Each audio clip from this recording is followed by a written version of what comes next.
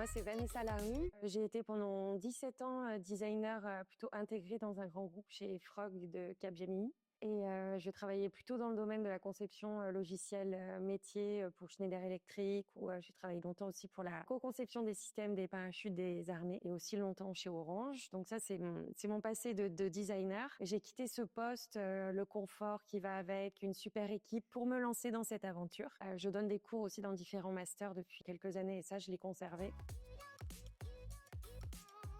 Finalement, ça faisait des années que je développais les idées de mes clients, donc j'ai voulu tenter de développer la mienne. Et il y a 2 ans, c'était simplement une idée. Cette idée, c'est que voilà, je suis quelqu'un d'assez attaché aux souvenirs heureux et au pouvoir qu'ils renferment, et notamment aux odeurs. J'ai beaucoup de souvenirs liés aux odeurs en voyage ou en famille. Et je me disais, c'est fou, rien n'existe pour se souvenir avec les odeurs, alors que c'est un sens très puissant. Au départ, c'était plutôt destiné à être au grand public, avec cette idée de collecter des souvenirs pour permettre de les revivre par tous ses sens. Et quand j'ai pitché ce projet à la Cité du Design de Saint-Étienne en fin d'année dernière, c'est à la suite de rencontres d'artistes et designers que ce projet a changé d'envergure et est devenu ce cube dans lequel on pourra rentrer pour vivre une expérience artistique par la projection d'images, de sons et la diffusion d'odeurs. J'ai lancé le projet, les idées, ensuite il fallait pouvoir donner vie à ça avec des compétences. Donc c'est le croisement de l'art, des sciences et de la techno.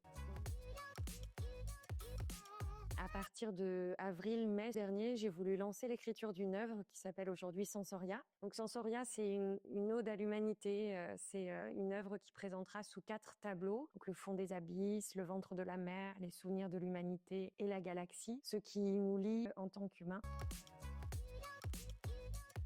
Donc pour moi, le multisensoriel, c'est justement d'engager les sens pour ressentir des émotions. Et plus il y a de sens, et plus ça démultiplie nos émotions quand on vit un moment artistique comme celui-là. Aujourd'hui, on est en quête d'expériences différentes. On a envie de vivre des émotions un peu fortes et aussi d'accéder à l'art d'une façon différente. En tout cas, mon souhait, c'est que ça apporte du bien-être, que ça participe à être joyeux, à ressentir, quoi. J'ai rencontré l'artiste Lélolus, qui est numéro 1 sur le marché de l'art contemporain et sur le pop art en particulier en France et à l'international. Vraiment une personne d'exception qui croit en ce projet, je vais m'associer dans cette histoire. Et donc l'idée, c'est aussi d'utiliser des sens pour sublimer son art, pouvoir accéder à du contenu artistique autrement. Peut-être aussi pour les personnes qui n'ont pas l'habitude d'aller dans des musées, surtout que les musées ont besoin aussi de se renouveler, d'accueillir des nouveaux publics. Donc c'est une façon d'y répondre. En retravaillant aussi le contenu, on peut tout à fait aussi, étant donné qu'on a différents créateurs, proposer un contenu sur le thème de la montagne, idéalement dans des lieux pas exploités en station.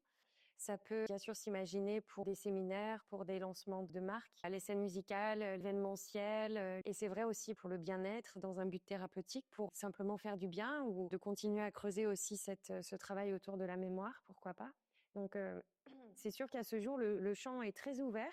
Il y a le projet avec le cube, mais on peut aussi imaginer d'adapter ce contenu à une salle, par exemple, et de mettre les toiles de projection dans un espace qui existerait déjà. Donc, c'est plus aussi de mettre au service ces compétences pour créer un contenu. Ce serait peut-être assez simple de dire ça, mais l'objectif, c'est de s'en souvenir, justement.